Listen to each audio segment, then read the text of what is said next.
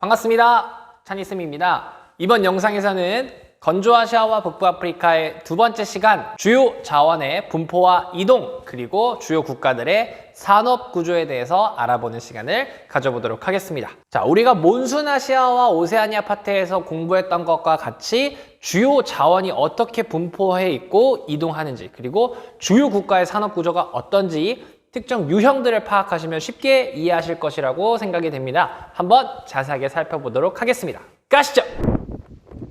구독, 좋아요, 알람 설정. 자, 이 지역의 주요 자원이 어떤 것이 있는지 보도록 하겠습니다. 역시 화석 에너지가 우리의 메인이죠. 네, 석유, 석탄, 천연가스 이 세 가지가 화석 에너지인데 가장 많이 쓰이고 있습니다. 그러나 우리가 지금 배우고 있는 지역 어디죠? 건조아시아와 북부아프리카는 이 자원을 빼놓고 얘기할 수 없죠. 바로 석유죠. 석유. 화석 에너지 중에서 석유, 특히 석유 천연가스 엄청나게 많이 매장이 되어 있습니다. 자, 이 건조아시아와 북부아프리카의 화석 에너지는 지역차가 매우 크다. 자, 근데 이 건조아시아 북부아프리카 지역이 석유와 천연가스 빼고 설명을 할 수 없지만 역시 이 석유와 천연가스가 골고루 이 전체 다 퍼져 있는 것이 아니라 또 특정 지역에만 몰려 있더래요. 그게 우리 자원의 성질 중에 하나가 뭐였습니까? 편재성이었죠.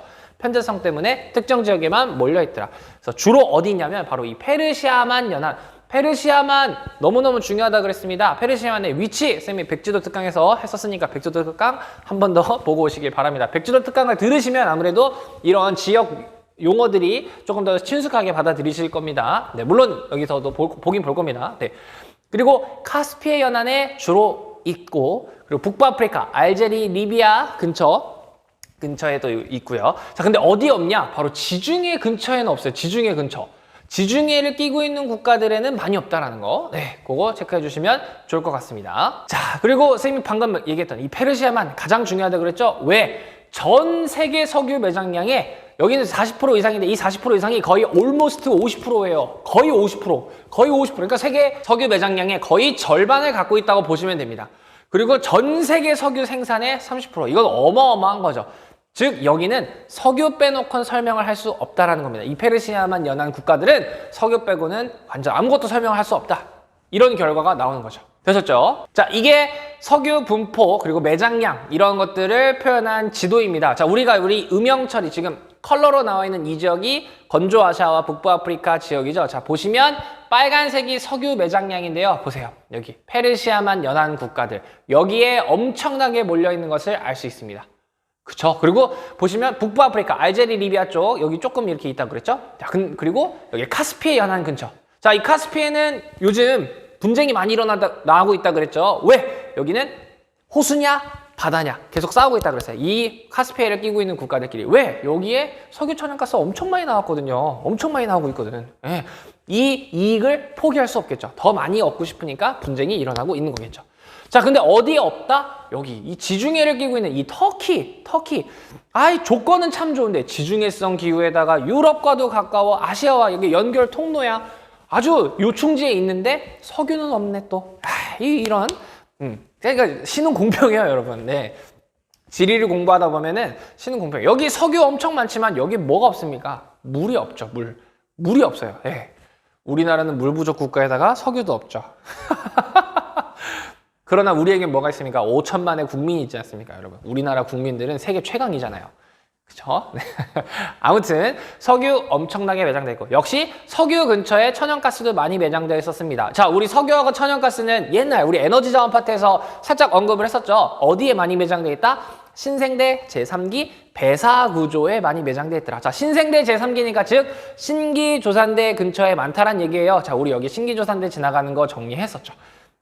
이렇게 알프스, 히말라야, 조산대가 이렇게 지나가고 있었다라는 거. 네, 그렇게 체크해 주시고요. 자, 우리 미리 앞에 나올 텍스트, 뒤에 나올 텍스트들도 조금 미리 살펴보면요. 자, 여기 석유 엄청 많이 만들고 있습니다. 자, 이 석유 전 세계로 봤을 때 가장 많이 쓰이고 있습니다. 이 석유 많이 쓰고 있는 국가들이 어디입니까? 주로 선진국이죠. 네, 주로 선진국이니까 바로 옆에 이 유럽 시장에다가 엄청나게 팔 겁니다. 자, 그럼 여기가 전부 다 육지로 연결돼 있잖아요. 그럼 이 석유를 팔 때 아예 유럽까지 파이프라인을, 송유관을 쫙쫙쫙 뚫어 놓는 거죠. 그러면 바로 한 방에 쫙쫙쫙 공급을 해줄 수 있겠죠. 그래서 유럽과 교역을 할 때는 주로 이 파이프라인, 송유관을 통해서 많이 하고 있고, 또 석유를 많이 쓰고 있는 곳이 어디입니까? 미국, 그다음에 우리나라, 중국, 일본, 한중일이죠. 한중일이 와 있으니까 거기는 이제 유조선 같은 걸 통해서 이렇게 수출하고 있는 거죠. 되셨죠? 자, 요 내용들 앞에 봤던 텍스트고요. 뒤에 또 텍스트 한번 정리해 보도록 하겠습니다. 자, 앞서 본 그림에서 설명드린 것 같이 주로 파이프라인, 송유관을 뚫어나와서 유럽 국가들, 즉 인접해 있는 육지 국가들과는 교역을 이 파이프라인을 통해서 하고 있고, 유조선을 통해서는 또 이제 멀리 있는 한중일, 그래서 주로 유럽, 북아메리카 하면 미국, 캐나다죠. 미국, 캐나다에 주로 수출하고 동아시아, 한중일로 많이 수출을 하고 있다. 사실 대부분의 석유를 이제 이 국가들에서 쓰고 있다고 보아도 무방하죠. 선진국들이죠. 거의 다 선진국들. 네, 여기서 많이 석유를 쓰고 있으니까 여기로 대부분 수출을 하고 있다는 거. 되셨죠? 자, 근데 여기는 석유가 엄청 많은데 이 석유를 개발하는 역사를 살짝 여기 교과서에서 언급을 하고 있습니다. 자, 그게 뭐냐면 여러분 여기가 사우디아라비아, 이라크, 이란, 그러니까 정말 아직까지도 선진국 반열에 올라가지 못한 개발도상국들이죠. 과거 6, 70년대에는 얼마나 더 했겠어요. 그죠? 네, 더 못 사는 국가들이었을 거예요. 그 당시에 이미 유럽하고 미국 이런 데는 선진국들이었죠. 자, 이 유럽, 미국 선진국들이 석유가 필요하게 됩니다. 그러니까 전 세계 석유가 어디 있나 막 찾아봤겠죠? 봤더니 여기 서남아시아, 이 건조아시아와 북부아프리카 지역에 에너지 자원이 엄청 많은 것을 보고, 야, 이거 우리가 쟁취하면 좋겠다. 이거 우리가 다 이렇게 다 쟁취하면 좋겠는데 이거 어떡하지? 하고 이 국가들한테 가서 꼬시는 거죠. 야, 우리가 너네 적극적으로 자본 주고 투자해 줄 테니까 우리가 이거 석유 채굴할 수 있게 해주라. 우리가 할게. 이런 식으로 얘기를 한 거예요. 그러니까 사우디, 뭐 이란, 이라크 이런 개도국들은 뭐 자기들이 석유를 갖고 있어도 이거를 구축할 인프라, 자본 이런 것들이 없으니까 선진국들이 온다고 했을 때 알았어. 그래 이거라도 해야 발전하겠다 하고 들여왔어요. 선진국들이 와서 이제 일을 한 거죠. 그러니까 그 메이저 기업들이 와서 여기서 석유를 캐고 그거를 이제 본국으로 가져가기 시작합니다. 자, 근데 계속 이렇게 시간이 지나다 보니까 아니 야 니네가 석유 우리나라 거 완전 다 쓰고 있고 우리는 정작 쓰는 게 없어. 우리가 이득 보는 게 점점 없는데 우리가 약간 손해보는 것 같아. 야 이거 안 되겠는데 이 석유가 세계의 핵심 자원인데 이거를 니네 맘대로 우리나라에 와가지고 쓴다고? 이건 좀 아닌 것 같은데? 하고 70년대부터 이 아랍 국가들을 중심으로 안 되겠다. 이거 우리가 이 석유 우리 자국화 완전 자국화 해야겠다. 이거 국유화 해야겠다. 우리 걸로 해야겠다. 그리고 우리끼리 좀 힘을 합쳐야겠다. 세계에 야 이 석유 갖고 없어서 못 사는데 우리가 이거 갖고 좀 힘을 쥐락펴락 해야겠는 걸 하고 만듭니다. 뭘? 석유 수출국 기구를 만들어서 이제는 선진국들이 와서 직접 개발을 하는 게 아니라 본인들이 개발을 하려는 노력을 하고 있습니다. 현재 그런 모습을 보여주고 있다는 거 체크해 주시고요. 이 석유 수출국 기구 너무너무 중요합니다. 영어로는 오펙이라고 합니다. 들어보셨을 겁니다. 석유 수출국 기구 60년대 이후, 그러니까 6, 70년대에 이 산유국들, 석유가 엄청 많은 국가들이 선진국들이 막 이렇게 횡포하고 그런 걸 막기 위해서 우리들끼리 국유화 해가지고 우리들끼리 카르텔을 만든 거죠. 우리가 석유를 관리하겠어! 하고 만든 겁니다. 세계에서 영향력이 엄청 큰 단체입니다. 왜? 우리는 지금 석유 없이 못 살거든요. 이 국가들 비록 개발도상국일지라도 이 석유 갖고 무기처럼 이용할 수 있는 거죠. 야 미국 자꾸 우리한테 막 간섭하고 그러는데 짜증나네? 석유 니네한테 안 팔아. 한국 야 이슬람 야 차니쌤이라는 사람은 이슬람에 대해서 이상하게 얘기하던데 석유 수출 안 해. 이럴 수도 있잖아요. 그럼 안 되는데. 그런 식으로 큰 영향력을 미치고 있다는 거. 네, 그게 중요합니다. 그게 너무너무 중요합니다. 자, 근데 이게 여러분 한 10년 전까지만 해도 세계에서 가장 강력한 기구였어요. 석유 엄청난 그 힘을 갖고 있었으니까. 근데 지금은 서서히 힘이 약해지고 있어요. 왜냐면요, 여러분 미국 때문이에요. 미국. 이제 미국은 정말 부러운 점이 한두 개가 아닌데 여러분 쌤이 계속 좀 말을 했잖아요. 지리적으로 미국은 강대국이 될 수밖에 없었다고. 신기조선대도 있고 고기조선대도 있고 그러니까 없는 자원이 없는데 석유도 엄청 많아요. 이 미국이. 근데 석유를 본인들이 갖고 있는 거에 비해서 조금밖에 생산을 안 했어요. 왜냐면 나중에 석유 고갈될 때를 대비해 가지고 자기들이 쓰려고 비축하려고 생산을 조금밖에 안 했거든요.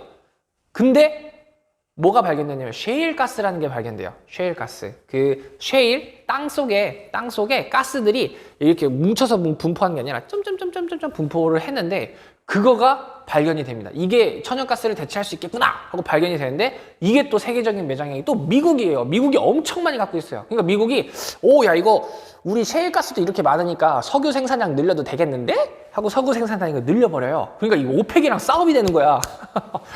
그래서 요즘은 조금 주춤하고 있다는 거. 네. 그러나 우리나라 입장에서는 이 오펙이 엄청 큰 단체입니다. 우리나라는 이 서남아시아 국가들한테 이 석유를 수출하는 비중이, 수입을 하는 비중이 굉장히 높기 때문에 이 오펙이 우리나라한테 굉장히 큰 영향력을 미치는 단체인 것은 분명합니다. 세계적으로 봤을 때는 요즘은 살짝, 여러분 그렇다고 뭐 확 떨어진 건 아니고 살짝 좀 인지도? 파워가 조금 떨어졌다라고 생각을 하시면 되겠습니다. 되셨죠? 자, 여러분 선생님이 지금 수업하는 날짜를 기준으로 이 오페크 회원 국가는 좀 수시로 계속 변하는 과정을 겪어왔습니다. 왜냐면은 석유 생산량과 이 매장량이라는 게 항상 무한대로 있는 게 아니라 계속 줄잖아요. 그러다 보니까 그 국제 시장의 그 국제 상황에 맞춰서 회원국들이 좀 이렇게 변하는 양상을 좀 보여왔는데요. 우리가 이 모든 국가, 이 석유 수출국 이 오펙 국가들을 모두 외우는 건 사실 의미가 없습니다. 의미가 없는데 오페크를 만든 국가들, 그 정도는 좀 기억하고 있으면 도움이 되실 겁니다. 오페크를 만든, 그리고 지금까지도 한 번도 이 회원국 지위가 변하지 않았던 국가들 5개 정도 있는데 이건 꼭 기억해 주시기 바랍니다. 어디냐? 바로 사우디아라비아. 사우디아라비아는 여러분 세계에서 석유 생산이 가장 많은 나라죠. 그 다음 이란. 사우디아라비아와 대칭적으로 있는 이란. 네, 여기도 엄청나게 많이 만들고 있어요. 그래서 이란. 네, 그 다음 아랍에미리트. 여러분 아시는 두바이 있는 곳. 네, 아랍에미리트. 그리고 쿠웨이트도 기억해 주시면 좋고. 그리고 한 군데가요. 여기 서남아시아에는 없는데 나중에 우리 중남미 아메리카 배울 때 언급할 국가입니다. 베네수엘라라는 국가예요. 요 5개 국가는 조금 기억해 주실 필요가 있습니다. 사우디, 이란, 아랍에미레이트, UAE, 아랍에미레이트, 쿠웨이트, 베네수엘라. 요 5개 국가는 오페크 국가로서 석유에 엄청나게 관여를 많이 하고 있다는 거. 네, 요건 좀 기억해 주시면 좋을 것 같습니다. 네, 다음 내용 보도록 하겠습니다. 지리는 찬이쌤 구독, 좋아요, 알람 설정,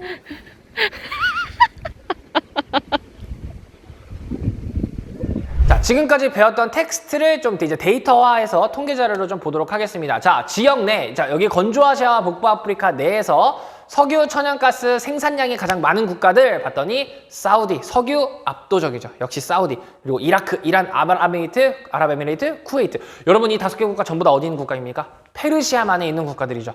전부 다 페르시아만에 있는 국가들이죠. 네, 그 다음 천연가스 볼게요. 이란이 천연가스. 네, 이란이 천연가스 이 지역에서 제일 많이 하고 있고, 카타르, 사우디, 알제리, 아랍에미리트. 여러분 알제리를 제외하고 또 역시 페르시아만에 위치하고 있는 국가들이네요. 네, 알제리는 우리 북부아프리카에 있었던 국가죠. 네, 여기서 또 엄청 많이 하고 있다는 거. 진짜 페르시아만 근처에 엄청 많이 있어서 여기 있는 국가들이 진짜 많이 생산하고 있구나 라는 거 체크해 주시면 좋을 것 같습니다. 자, 이번 자료는 석유 매장량 그리고 천연가스 매장량을 그냥 국가별로 표현한 건데요. 석유 매장량 1위는 베네수엘라예요. 아까 선생님이 오페크 회원국에 베네수엘라가 아까 들어간다 그랬죠. 그러니까 베네수엘라가 석유가 엄청 많아요, 여러분. 지금 우리 건조아시아 파트에 안 나오지만 나중에 중남미 아메리카 파트에서 나올 겁니다. 자, 그리고 사우디, 이란, 이라크, 쿠웨이트, 아랍에미리트. 아랍 국가들. 여기 페르시아만 근처에 있는 국가들이 또 역시 엄청나게 많이 있다는 걸 알 수 있네요. 네. 그리고 천연가스, 러시아. 우리 선생님 에너지 자원 옛날에 우리 인문 환경 했었을 때 에너지 자원 하면 러시아 하면 천연가스다라고 말씀을 드렸었는데 러시아가 매장량이 1위입니다. 그러니까 수출량도 엄청나게 많이 하고 있고 역시 러시아. 근데 우리 지금 건조아시아를 배우고 있죠? 이란, 카타르, 투르크메니스탄, 스탄으로 끝나는 나라, 중앙아시아에 있는 나라예요. 스탄으로 끝나는 나라. 그리고 뭐 아랍에미리트. 그리고 여기 베네수엘라 또 있죠, 여러분. 그러니까 진짜 이 지역은 석유하고 천연가스 빼면 진짜 얘기를 할 수 없구나라는 게 데이터로도 증명이 된 겁니다.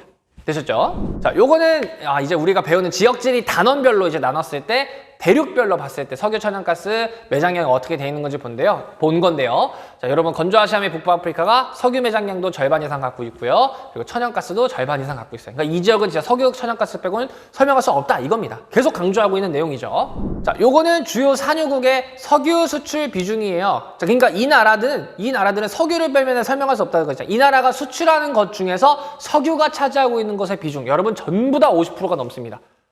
그러니까 이 나라에서 수출하는 품목 중에서 석유가 50% 이상을 다 차지하고 있다는 거예요. 그 중에 뭐 알제리, 뭐 거의 90% 가까이. 이라크, 이 리비아 이런 나라들, 쿠웨이트, 카타르, 사우디아라비아도 거의 80%. 그러니까 석유 수출이 이 지역 국가들의 정말 생계를 담당하고 있다라는 거. 네, 그렇게 생각하시면 될 것 같습니다. 자, 요거는 지역별 원유 생산량 변화입니다. 여러분 아까 오페크 국가들, 석유를 많이 갖고 있는 국가들끼리 카르텔을 만든 거라 그랬죠? 오페크 국가들이 전 세계 석유의 70%를 갖고 있어요. 그러면 이 전 세계 70% 석유를 갖고 막 장난질을 하겠죠. 야, 자꾸 이런 식으로 하면은 석유 생산량 줄여버린다. 석유 가격 올려버린다. 막 이런 식으로 나오는 거죠. 오페크의 힘이 엄청났는데 요즘 살짝 주춤한 거예요. 살짝 미국 때문에 살짝 주춤한 거예요. 네, 이거 생산량도 오페크 국가들이 엄청나게 많다. 이거 엄청난 거죠. 네. 자, 그리고 보시면은 여러분 유럽, 러시아면 포함, 남아메리카, 아시아면 오세아니아, 아프리카, 서남아시아, 북아메리카인데 여러분 아시아, 오세아니아에서 서남아시아가 떨어져 있는데도 생산량이 1위죠. 네, 그러니까 이 지역은 진짜 석유하고 천연가스 빼면은 설명이 안 되는구나. 네, 계속 데이터로도 강조하고 있는 내용입니다. 석유, 천연가스 이 지역 너무 중요합니다. 아시겠죠? 네, 다음으로 넘어갈게요. 지리는 찬이쌤 구독, 좋아요, 알람 설정까지. 절벽 오르기 힘들다.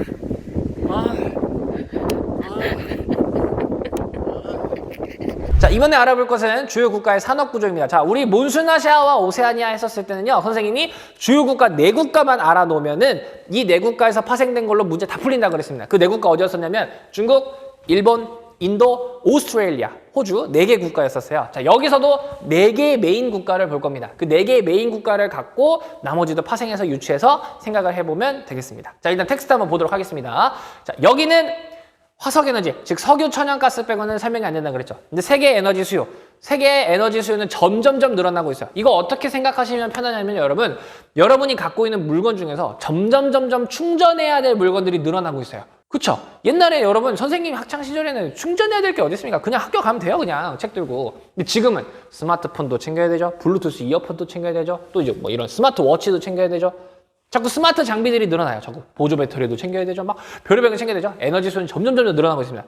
특히 뭐 석유와 천연가스 이런 자원들의 수요가 늘어나고 있으니 이 국가들은 기회를 잡은 거죠. 오케이, 이거 팔아서 고소득을 올리겠어. 그리고 국제사회에서 야, 석유 없으면 안 되니까 이 국가들의 지위도 어느 정도 올라갔겠죠. 그렇죠. 네, 그 텍스트 내용입니다. 네, 자, 그리고 이 사람들이래요. 이 국가들은 이 석유와 천연가스를 내다 팔죠. 그 내다 팔 걸로 돈을 얻고 그 돈으로 이제 자국의 발전을 도모하고 있습니다. 그 얻은 돈을 우리는 오일머니라고 부릅니다. 여러분 아마 만수르 들어보셨을 거예요. 만수르. 세계에서 가장 부자인 사람. 정말 어마어마한 부자죠. 네. 그게 다 어디서 나온 겁니까? 이 석유를 판 돈, 오일머니에서 나온 거죠. 그러니까 이 오일머니를 팔고 이제 이 지역들은 막 자기들이 이제 병원도 짓고 학교도 짓고 도로도 짓고 건물도 짓고 이런 식으로 기반 시설을 막 확충을 하고 있는 거죠. 그러니까 세계적인 건축 기술, 여러분 뭐 두바이, 버즈 두바이 뭐 이런 거 우리나라 기업들이 막 가서 막 건축하고 있지 않습니까? 막 엄청 휘황찬란한 거 막 짓고 있잖아요. 이따 사진으로 준비해서 살짝 보시면 될 것 같아요. 그런 것도 엄청 짓고 도시 개발하고 있고 세계적인 항공 및 공항, 네, 두바이 공항이 엄청나게 멋있게 지었죠. 막 그런 것들 막 짓고 있습니다. 자, 우리 잠깐 옛날 거 또 끄집어 보면 우리 인구 파트 했을 때, 자, 여러분 여기서 오일머니를 토대로 이런 사회 기반 시설 만들려고 하는데 노동력이 부족했죠. 그래서 이 아랍 국가들로 주변 국가들의 노동력들이 막 유입되고 있었어요. 그래서 막 남초 현상들이 많이 나타났었죠. 남초 현상들이 막 나타나고 외국인 비율이 아랍에미리트는 훨씬 더 많았던 거, 이런 거 네, 기억해 주시면 좋을 것 같습니다. 자, 근데 우리 건조아시아 북부아프리카에서 아까 여러분 그림 보셨잖아요. 서남아시아하고 카스피해 주변하고 북부아프리카 일부 국가를 제외하면 석유가 없었죠. 아니 그럼 뭐야? 이 국가들 중에서 석유가 없는 국가들은 어떻게 해요? 다른 산업을 발전시켜야겠죠? 다른 산업들도 도모하고 있다는 거. 우리나라라고 생각하면 되죠. 우리나라 석유 하나도 없잖아요. 근데 우리나라 뭐 사나요? 아니, 우리나라 세계 10위권의 대국인데요. 우리나라 석유가 없으니까 그거에 대응한 산업들을 맞춰서 발달을 했잖아요. 네, 그렇게 생각을 하시면 되겠습니다. 자, 그럼 주요 국가들의 산업 구조 어떻게 나타나는지 한번 보도록 하겠습니다. 자, 여러분 이 파트 이제 4개 국가를 볼 건데요. 이 4개 국가를 공부할 때, 자, 우리 몬순아시아, 오세아니아는 사실 이걸 주제로 나누진 않았잖아요. 자, 근데 여기서 교과서에서 아예 주제를 정해줬어요. 4개 국가 중에서 2개 주제를 정해줬습니다. 자, 뭐냐? 바로 화석, 에너지, 석유, 천연가스가 많아서 이걸 토대로 발달한 국가. 자, 그리고 아까 말씀드렸던 석유, 천연가스가 없이 발달한 국가. 이게 컨셉입니다. 이 건조아시아와 북부아프리카 파트에서 가장 중요한 핵심이에요. 석유가 많은 국가들의 발전 방식, 석유가 없는 국가들의 발전 방식. 이 두 개의 컨셉을 꼭 염두해 보시면서 텍스트를 마저 하시기 바랍니다. 자, 화석에너지, 석유와 천연가스를 바탕으로 발달한 국가들 무엇이 있나 보겠습니다. 사우디아라비아가 가장 대표적이에요. 사우디 빼고는 설명이 안 돼요. 네, 사우디아라비아 세계적인 산유국 석유 1위입니다. 석유 1위. 석유 생산량 1위. 천연가스도 어마어마하게 많이 만들고 있어요. 그러니까 그거 관련된 산업이 당연히 발달했겠죠. 그거 관련된 산업이 발달했겠죠. 자, 2차 산업, 광업. 그러니까 석유, 천연가스 캐내는 거 그게 국내 GDP의 절반을 차지하고 있대요. 어마어마한 거죠, 여러분. 어마어마한 거죠. 3차 산업이 보통은 대부분을 차지하는데 여기 2차 산업이 국내 총생산의 절반을 차지하고 있대요. 그리고 전체 수출에서 2016년 기준으로는 약 74%. 그러니까 연료 및 광물. 무슨 제품을 판매하는 게 아니라 석유 그 자체 판 게 74%예요. 그러니까 어마어마한 거죠. 여기는 계속 벌벌 떨고 있겠죠. 뭘 벌벌 떨고 있을까요? 석유가 고갈될 때를 벌벌 떨고 있겠죠. 네, 그걸 에너지 의존도라고 하는 겁니다. 그러니까 이 석유가 다 떨어지면 이제 팔 게 없다는 얘기야. 그죠? 그러니까 엄청나게 중요한 거죠, 석유가. 네. 그래서 우리가 유추해 볼 수 있겠죠. 이 석유를 판 돈으로 이 사우디아라비아는 뭘 하고 있을까요? 석유를 판 돈으로 다른 산업들을 준비하겠죠. 다른 기반 산업들을 나중에 석유가 고갈될 때를 대비한 산업들을 준비하고 있겠죠. 좋습니다. 네, 이렇게 정리하시면 되겠고요. 그 다음으로 알아볼 국가는 카자흐스탄입니다. 스탄으로 끝났네. 스탄으로 끝나는 나라. 중앙아시아에 있는 국가입니다. 중앙아시아 국가 중에서 카자흐스탄이 이제 교과서에서 예시로 나왔는데요. 여기도 자원이 많아요. 그러니까 석유, 천연가스 관련된 산업이 발달을 했습니다. 카자흐스탄에 끼고 있는 바다가 카스피예요. 카스피해 주변에 이제 석유와 천연가스가 많이 나오니까 이걸 토대로 또 이제 발전을 하고 있습니다. 자, 역시 여기도 전체 수출의 76%가 연료 및 광물이래요. 그러니까 어마어마하게 역시 비중이 큰 거죠. 그러니까 금융, 운송, 건설 등도 간접적으로 자원 분야에 의존하고 있다. 이게 무슨 말이에요? 금융이 여러분 은행의 은행, 쉽게 말하면 은행, 운송이 뭐예요? 딜리버리죠? 건설, 뭘 짓는 거 전부 다 이 연료와 관련이 있는 거래요. 그러니까 석유를 판 돈을 관리해 줄게 해서 은행들이 진출해 있다. 뭐 이런 거예요. 석유를 운송해 줄게 석유 운송 업체들. 석유 운송하는 시설들 건물 지어줄게 이런 거. 그것도 다 간접적으로 다 이 자원과 다 묶여 있다 이거예요. 결국 여기도 자원이 고갈되면 끝장이다. 여기도 벌벌 떨고 있겠죠. 자원이 없어지면 어떡하나 막 이러고. 네, 여기 밑에 대규모 유전이 개발되면서 경제가 빠르게 성장하고 있으나 역시 자원이 고갈될 때를 대비해서 준비하고 있겠죠. 네, 그게 핵심입니다. 자, 우리 지금 배우셨던 주제 화석 에너지, 석유, 천연가스를 바탕으로 발전한 국가였어요. 주제를 꼭 기억하세요. 네, 주제를 사우디아라비아와 카자흐스탄 이런 국가들은 석유가 많으니까 이걸 토대로 발달했다는 거. 그래서 2차 산업이 엄청나게 큰 비중을 차지하고 있고 전체 수출량의 대부분이 원유, 광물, 자원이라는 거. 네, 체크해 주시면 좋을 것 같습니다. 자, 그럼 이제 화석에너지를 바탕으로 발달한 국가를 봤으니까 화석에너지가 없는 국가들이 뭐가 있는지 보도록 하겠습니다. 자, 화석에너지가 많이 없는 국가들 이렇게 쓰면 또 안 되니까 다양한 산업을 육성하는 국가들 이렇게 표시를 해놨습니다. 자, 첫 번째 국가 이집트입니다. 이집트는 여러분들 많이 들어보셨죠? 이집트 하면 뭐가 떠오르세요? 스핑크스, 피라미드죠. 그래서 여기는 이 고대 문명 유적지가 있으니까 관광 산업을 엄청나게 육성하고 있다는 거. 이것도 엄청난 자원이죠, 여러분. 엄청난 관광 자원이잖아요. 석유가 없어도 사람들이 계속 찾아와 준다는 거. 이거 어마어마한 거 아닙니까?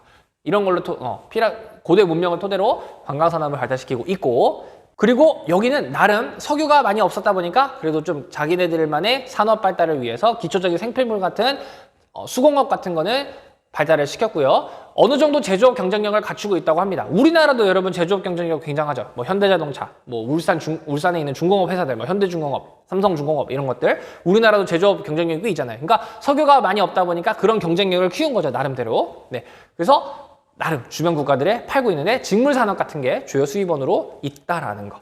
네, 있다라는 거. 자, 근데 또 부러운 사실이 또 하나가 발견됐어요. 자, 시나이 반도라는 곳. 시나이 반도가 여러분 그 아라비아 반도와 붙어 있는 살짝 반도인데요. 선생님 이따 그림에서 체크해 드리도록 하겠습니다. 거기서 또 석유가 발견됐네요. 원래 석유가 없어서 다른 거를 발전하고 있었는데 석유가 발견됐대요. 최고죠. 그래서 원유를 자급하고 있대요. 이야, 이게 제일 부러운 거 아니야. 그렇죠? 원유 작업하고 있는데 일부터 수출을 하고 있다더라. 그러니까 다양한 산업을 진짜 육성할 수 있겠죠. 네, 좋습니다. 다음 국가는 어떤 게 있는지 보도록 할게요. 다음 국가는 터키입니다. 아까 터키에 석유 표시가 하나도 없었죠. 터키는 서남아시아에 속해 있지만 석유가 없는 슬픈 국가 중에 하나입니다. 슬픈 국가. 그래서 여기는 농업, 제조업, 관광산업 등 다양한 산업을 역시 육성을 하고 있다라는 거. 네, 체크해 주시면 좋을 것 같고요. 자, 여기 터키 인구의 5분의 1이 농업에 종사하고 있대요. 야, 이것도 신기한 사실이죠. 터키 인구의 대부분이 아니라 5분의 20% 정도는 1차 산업에 종사하고 있다는 거. 자, 여러분, 건조 아시아와 북부 아프리카는 대부분 무슨 기후였죠? 건조 기후. 그러나 지중해를 끼고 있는 국가는 무슨 기후였죠? 지중해성 기후. 여기는 다른 곳보다 농사가 좀 되겠네요. 그러니까 터키가 농업 비중이 좀 높다라고 생각하기 유추하기 쉽겠죠. 좀 유추하기 쉽겠죠. 그래서 목화, 담배, 밀, 과일 이런 것들을 생산한다. 여러분 과일 지중해성 기후의 대표적인 수출 작물이었죠. 네. 그리고 밀 여기서 쌀을 할 수는 없으니까 밀 같은 걸 해서 팔고 있다라는 거. 네, 이렇게 정리하시면 좋겠고요. 자, 그리고 역시 터키는 과거 이스탄불이라는 도시가 있죠, 여러분. 과거 고대 도시들이 많습니다. 콘스탄티노플 뭐 이런 것도 있었고요. 콘스탄티노플 맞죠? 맞을 거예요. 아니면 여기 자막으로 이제 편집자가 넣어줄 겁니다. 아무튼 그런 도시들도 있고 멋진 사원들이 있지 않습니까? 그런 거 있으니까 역시 관광 산업도 많이 발달하고 있다는 거. 선생님 같이 일하시는 선생님이 터키를 한번 갔다 오셨는데 너무 멋지대요. 너무 멋지다고 한번 꼭 가보라고 나한테 그러더라고요. 아, 근데 솔직히 무서워요 좀. 그 선생님 여자분이신데 잘 갔다 오셨는데 나는 무섭더라고요. 이슬람 국가 놀러 가기 좀 무섭던데. 아니에요. 아, 또 이러면 또 이슬람 사람들이 나를 저격할 수 있잖아. 이슬람 사랑해요. 이슬람 하나도 무섭지 않아요. 이슬람 꼭 놀러 갈게요. 인샬라. 인샬라 이게 그 아랍어로 신의 가호가 있기를 이런 뜻입니다. 아무튼 네, 이렇게 관광산업도 발달을 하고 있다라는 거 됐었죠? 자, 지금 우리가 배운 건 뭐였죠? 우리가 지금 체크한 건 뭐였죠? 석유, 화석에너지가 많이 없어서 다양한 산업을 육성하는 국가들이었습니다. 정확히 비교해서 구분하셔야 됩니다. 자, 그럼 이 국가들의 데이터 자료를 보면서 또 분석해 보도록 하겠습니다.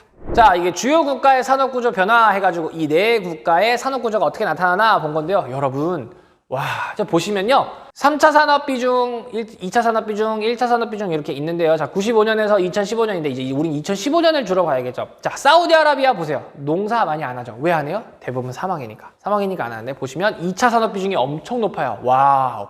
엄청 높은데 그중에 여기 보시면 2차 산업이 빨간색이 제조업이에요. 그럼 나머지는 광업이라는 거죠. 원료, 석유 관련된 거. 와, 제조업 비중은 낮고 원료 비중이 엄청나게 크다는 거. 근데 밑에 여기 카자흐스탄도 역시 원료 비중이 높은 거. 이 두 국가는 뭐였습니까? 화석에너지가 많으니까 요걸 토대로 발전한 국가들이었죠. 그런데 이집트하고 터키를 보시면 아, 여기는 제조업 비중이 어느 정도 높다는 걸 알 수 있어요. 그리고 1차 산업 비중도 높아요. 아, 터키! 아까 1차 산업 비중 인구의 5분의 1이 하고 있대요. 지중해성 기후니까. 근데 이집트, 선생님 이집트는 농사 많이 하고 있는데 이집트 왜 농사 많이 하고 있죠? 나일강 근처. 그 나일강의 비옥한 삼각주 토양에서 농사를 짓고 있으니까 이집트가 1차 산업 비중이 가장 높다라는 거 체크해 주시면 좋을 것 같습니다. 되셨죠? 옆에 또 자료 볼게요. 자, 요건 주요 국가의 무역 구조입니다. 자, 무역액이 나와 있습니다. 자, 여러분 요거 팁으로 하나 알고 계시면 좋을 것 같아요. 자, 지금 우리가 이제 배우는 건조아시아 북부아프리카 지역에서 가장 잘 사는 나라 두 개가 어디냐면 터키하고 사우디아라비아입니다. 터키하고 사우디아라비아. 자, 이거는 선생님이 교과서에서 갖고 온 자료라서 지금 보시면은 터키가 좀 더 잘 사는 것처럼 나오는 자료들이 많더라고요. 근데 지금 선생님이 이 수업 찍기 전에 세계 월드뱅크 홈페이지 들어가서 통계표를 보니까 작년에는 사우디아라비아가 더 잘 살았더라고요. 그러니까 GDP가 더 높더라고요. 그러니까 이거를 갖고 비교하라고 절대 안 나올 거고, 자, 보면 어떻게 나올 거냐. 사우디하고 터키가 가장 잘 사니까 GDP, 무역액 규모가 가장 클 겁니다. 가장 클 겁니다. 근데 딱 터키하고 사우디아라비아 어떻게 구분하면 돼요? 사우디아라비아는 화석에너지가 많은 국가, 터키는 화석에너지가 없는 국가였죠. 그러니까 여기는 이 원료 및 광물, 요 비중이 엄청나게 높을 것이고, 여기 터키는 이 두 개를 비교했을 때 그나마 1차 산업이 높을 거고 제조업이 높을 거고, 그렇게 비교하시면 됩니다. 이 두 개 그렇게 비교하시면 되겠습니다. 네, 여기 보시면은 수출, 수입 이렇게 있고 수출, 수입 이렇게 쭉 있는데요. 여기 보시면요, 가까이 보시면 광물 및 에너지 자원 이렇게 해가지고 이렇게 색칠돼 있잖아요. 와, 이 광물 및 에너지 자원이 엄청나게 있다는 거. 광물 및 에너지 자원. 여기 초록색, 요 진한색, 초록색, 진한색, 초록색, 진한색. 사우디아라비아가 진짜 석유 엄청나게 수출하고 있구나. 광물 에너지 자원 엄청나게 수출하고 있구나. 그걸 체크하시면 되겠습니다. 근데 여기 터키는 농림축산물이 훨씬 더 비중이 높다라는 거. 아, 여긴 그렇구나. 그렇게 체크하고 넘어가시면 되겠습니다. 또 다른 자료 또 볼게요. 자, 요게 이제 국내 총생산을 나타낸 그림인데요. 자, 보시면 사우디아라비아가 여러분 이 빨간색이 2차 산업이에요. 2차 산업의 비중이 엄청 크죠. 이 GDP, 국내 총생산에서 차지하고 있는 게 2차 산업이 엄청 크죠. 왜? 석유 파는 걸로 엄청나게 하고 있으니까. 자, 그리고 터키는 역시 제조업을 할 때 여기 1차 산업 비중이 좀 크다는 거. 왜? 여기 지중해성 기후니까 지중해성 기후를 토대로 발달한 농산품들을 팔고 있으니까. 네, 지금 보시면 터키하고 사우디아라비아가 원의 크기가 거의 비슷하죠. 그러니까 이 두 국가는 무조건 나올 겁니다. 이 두 국가가 나오면 어떻게 비교하시면 돼요? 아, 2차 산업 비중이 훨씬 높고 원료 및 광물 비중이 높은 게 사우디. 아, 여기 1차 산업 조금 높고 제조업 비중이 조금 더 높은 게 터키. 이렇게 비교를 하시면 되겠습니다. 네. 자, 그리고 이제 나머지 국가들 어떻게 비교하면 돼요? 자, 카자흐스탄하고 이집트가 나왔다. 이집트의 1차 산업 비중, 1차 산업이 높은 걸 찾으세요. 왜? 카자흐스탄은 1차 산업이 될 리가 없어. 왜? 여기 다 사막이니까. 사막이니까 1차 산업 비중이 낮겠죠. 근데 여기 1차 산업 비중이 어느 정도 높고. 그리고 여기 이집트는 자기네들끼리 수공업해서 어느 정도 제조업 경쟁력이 좀 있다 그랬잖아요. 그러니까 2차 산업도 어느 정도 있다는 거. 요렇게 체크하시면 되겠습니다. 이 네 국가가 메인입니다. 건조아시아와 북부아프리카에서 이 네 국가가 메인입니다. 그럼 다른 국가들은 안 나올까요? 나올 수 있죠. 나올 수 있어요. 몬순아시아, 오세아니아도 호주, 중국, 일본, 인도 말고 나머지 국가 나올 수 있다 그랬죠. 근데 어떻게 풀으려고 그랬죠? 이 네 개의 국가의 특성을 확실하게 알고 나머지 국가 이렇게 하면 알 수 있다 그랬죠. 여기도 마찬가지로 이 네 개의 국가의 특징을 확실하게 기억하시고 나머지 국가 이렇게 하시면 충분히 문제 푸실 수 있을 겁니다. 되셨죠? 자, 이게 그래서 사우디아라비아와 터키의 수출 품목을 나타낸 그림이에요. 와, 여기 보세요. 사우디아라비아 석유 빼면 없어요. 석유 빼면 없어요. 그나마 또 원유, 석유 팔고 석유 제품, 합성수지 이것도 석유 관련된 거죠. 근데 터키 보세요. 석유가 많이 없었죠? 그러니까 제조업 경쟁력이 있으니까 기계, 자동차, 의류 이런 2차 산업주로 2차 산업 품목들을 많이 팔고 있다라는 거. 네, 체크하고 넘어가시면 좋을 것 같습니다. 다음 파트 넘어가기 전에 다시 한번 정리. 화석에너지가 많은 걸 토대로 발전한 국가들 우리 분류를 했고요. 화석에너지가 없어서 다른 다양한 산업들을 육성한 국가들 이렇게 나눠서 두 파트로 분류를 했습니다. 화석에너지가 많은 국가들은 원유 관련된 산업이 발달했으니까 2차 산업 비중이 높을 것이고, 그리고 여기는 사막국가라서 1차 산업은 발달이 미약하다. 근데 다양한 산업을 발달하고 있는 국가들은 1차 산업 비중이 어느 정도 높다. 나일강을 이용하거나 아니면 터키, 지중해성유를 이용하거나 그리고 다른 제조업 경쟁력들을 갖췄다라는 거 꼭 기억하시고 이거를 개념을 바탕으로 자료 해석을 하시면 어렵지 않게 푸실 것이라고 예상됩니다. 되셨죠? 다음으로 넘어갈게요. 자, 그럼 이 지역의 최근의 변화, 이제 앞에 우리가 산업구조를 봤죠? 이 산업구조를 토대로 요즘은 어떻게 변하고 있는지 살펴보도록 하겠습니다. 자, 여기는 선생님이 말씀드렸다시피 석유, 천연가스 이거를 빼놓고 설명이 안 된다 그랬어요. 근데 이 석유, 천연가스가 전 세계의 주요 에너지원으로 급부상하면서 여기에 인지도도 올라가고 지역 발전도 급속도로 이루어진 거죠. 네, 그러니까 사우디, 아랍에미리트, 쿠웨이트 이런 페르시아만 연한 국가들은 이 석유를 판 돈, 오일머니로 엄청나게 발달을 하고 있습니다. 최첨단 항구, 공항, 엄청난 고층 빌딩 이런 것들 엄청 짓고 있죠. 그리고 뭐 병원, 그리고 요즘 또 우리나라가 또 진출해서 하고 있는 게 뭐냐면요. 여기가 물이 부족하잖아요. 근데 바닷물은 있잖아요. 페르시아만. 그 바닷물을 담수, 맹물로 바꾸는 사업, 해수 담수화 사업이라고 하는데 이거를 가서 우리나라도 하고 있죠. 두산중공업이 엄청 잘하고 있어요. 그거 우리나라가 막 진출해서 하려고 하고 있다는 거. 그러니까 얘네도 그래서 기반 시설을 막 현대화하고 있다. 자, 그러나 여기 석유 없어지면 이제 큰일 난다 그랬죠. 석유가 고갈되면 안 되니까 다른 산업들, 이후 시대의 산업들을 준비를 하고 있는데요. IT 산업이나 우주 같은 그런 산업들에도 어마어마하게 투자를 하고 있다고 합니다. 자, 앞서 말씀드린 것처럼 석유 고갈에 대비를 하고 있는데 또 다른 변화가 요즘에 전 세계적으로 나타나고 있죠. 바로 신흥 국가들의 원유 수요 감소입니다. 자, 원유 수요 감소했다는 게 석유가 옛날에는 이만큼 필요했다면 이제 이 석유를 대체할 수 있는 것들이 많이 등장하기 시작했어요. 바이오 에탄올이라든지 셰일가스라든지, 그러니까 이 전통적인 석유에 대한 이 수요가 줄고 있다니까 이 주변 국가들, 석유를 중심으로 살았던 국가들은 불안하겠죠. 또 원유 가격이 불안정합니다. 요 가격이 되게 웃겨요. 이 점점 매장량이 줄어들고 있으니까 석유 가격은 치솟아야 될 것 같은데 요즘 또 다시 석유 가격이 하락하고 있죠. 아까 말씀드린 게 미국이 석유 생산량을 늘렸다 그랬잖아요. 미국의 석유 생산량을 늘리니까 원유 가격이 떨어지는 거예요. 그러니까 아니 이걸로 먹고 사는 국가들은 이 가격이 떨어지면 큰 타격이 있겠죠. 그쵸? 네. 그리고 비전통 석유, 이게 셰일가스 뭐 이런 것들을 말씀드리는 겁니다. 네. 그리고 전기차가 요즘 늘어나고 있어요. 여러분 석유에 가장 많이 쓰이는 용도가 뭐였죠? 바로 수송용이었죠. 자동차 연료, 비행기 연료. 근데 요즘은 전기차가 상용화가 된다는 건 석유를 많이 안 쓴다는 얘기죠. 그럼 또 석유에 대한 불안감이 또 이 국가들은 늘어날 거고, 또 신재생에너지, 태양열, 수력, 풍력, 뭐 조력 이런 것들 이런 게 늘어나면은 아유, 야, 큰일 나다. 불확실성. 우리가 지금 산업 구조가 거의 원유에 몰빵하고 있는데 이거 어떡하냐? 그러니 다른 부분 성장을 해야겠죠? 그리고 지속 가능한 발전 당연히 해야겠죠? 근데 이 국가들 혼자 하기 힘들어요. 그러니까 지역 국가들끼리 좀 연합해서 하나의 협력체를 만들기도 한다. 그거를 걸프협력회의 GCC를 만들었다. 이렇게 체크하시면 좋을 것 같습니다. 자, 그리고 이 국가들 관광산업 같은 거 육성해서 또 많은 사람들이 유치하려고 하고 있습니다. 가장 대표적인 게 뭐 샌드보딩. 여러분 그 물에서 하는 건 웨이크보드고 물에 눈에서 하는 건 스노우보드죠? 여기 모래에서 합니다. 모래에서 타는 거. 그걸 샌드보딩이라고 하고요. 그 낙타 타기 쉽지 않잖아요. 낙타 타보기, 초원에서 말 타기 이런 것들, 그러니까 체험형 생태관광 많이 하고 있는데 이런 것들보다 확실히 요즘은 이거죠. 인공섬, 엄청난 휴양지, 쇼핑, 그리고 실내 스키장. 그러니까 어디에서도 겪어보지 못한 첨단 시설들을 가지고 관광 산업을 하고 있죠. 선생님 몇 개 사진을 좀 준비했는데요. 이게 실내 스키장이래요. 여러분 두바이에 두바이 사막이에요. 사막인데 스키장이 있대. 어마어마한 거죠. 그러니까 이 오일머니가 진짜 어마어마한 겁니다. 오일머니가 진짜. 그죠? 네. 그다음 요거는 곧 이제 2022년에 카타르 올림픽이 열리죠. 카타르 올림픽 조감도예요. 야, 환상적입니다, 여러분. 이게 경기장이라니. 너무 멋져요. 와, 이런 월드컵 경기도 유치하려고 하고 있고. 또 이거는 두바이에서 세계에서 가장 높은 건물 버즈 두바이죠. 버즈 두바이. 이 건물 진짜 높아요.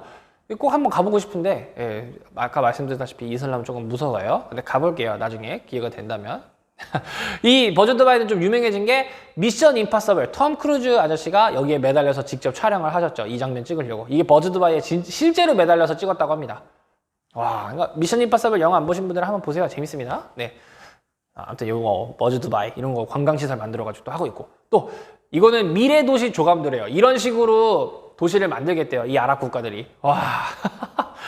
어마어마합니다. 이 오일머니로 하겠다 이거죠. 이렇게. 그러니까 미래 산업을 준비하겠다 이거예요. 또. 네. 그리고 이거는 요즘에 이제 태양광.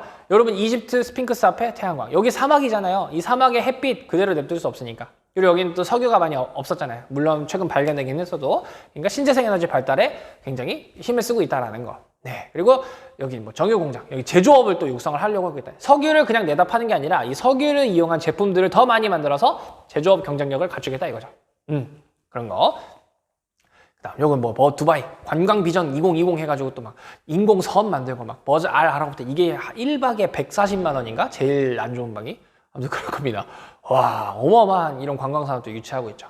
자, 이런 거 왜 하고 있다고요? 통계적으로 하나만 이제 보고 마치도록 할게요. 자, 이게 전 세계 석유 가격인데요. 자, 최근 석유 가격이 떨어지고 있어요. 석유 가격이 오르다가 떨어지고 있죠. 석유 가격이 떨어지니까 여기 GDP가 올라가다가 떨어지죠. 그러니까 결국 뭡니까? 이 석유 가격이 이 국가들한테 엄청난 영향력을 미치고 있다는 거예요. 그러니까 이 석유 가격을 대비해야겠구나. 석유 떨어질 때 대비해야겠구나 해서 이런 관광산업들 다양하게 유치하고 있다는 거 정리하시면 되겠습니다. 자, 이렇게 해서 건조아시아 북부아프리카 두 번째 주요 자원의 분포와 이동 그리고 산업 구조에 대해서 살펴보았습니다. 자원의 분포와 이동, 석유하고 천연가스입니다. 어디? 페르시아반과 카스피해 근처 북부아프리카 살짝. 어디엔 없다? 지중해 연안 국가들엔 없었다. 그렇게 기억하시고, 이동은 어디로? 국가 육지로 붙어 있으면은 송유관 파이프라인으로, 육지에 안 붙어 있으면은 수송선을 통해서 동아시아로 수출, 유럽으로 수출, 미국으로 수출 생각하시면 되겠고요. 자, 이 나라들 산업 구조를 살펴봤는데, 산업 구조 꼭 분류하셔야 되는 거 그랬죠? 화석에너지, 석유, 천연가스가 많아서 그걸 토대로 발달한 국가, 석유, 천연가스가 없어서 다른 걸 발달시킨 국가. 이렇게 분류를 정확히 분류하시고 통계 자료를 보셔야 이해가 쉽게 될 거라고 말씀드렸습니다. 그리고 이제 이 지역 국가들이 대부분 그래도 석유, 천연가스에 의존하고 있다 보니까 그거가 고갈될 때를 대비한 최근의 변화가 이루어지고 있다. 이렇게 정리하시면 이 소단원 두 번째가 끝날 것 같습니다. 자, 긴 영상 보시느라 오늘도 고생 많으셨고요. 선생님은 이제 다음 마지막 세 번째 소단원 최근의 지역 쟁점을 가지고 돌아오도록 하겠습니다. 궁금한 거 있으면 언제든 댓글 남겨주시고요. 그럼 다음 영상에서 만나요. 파이팅!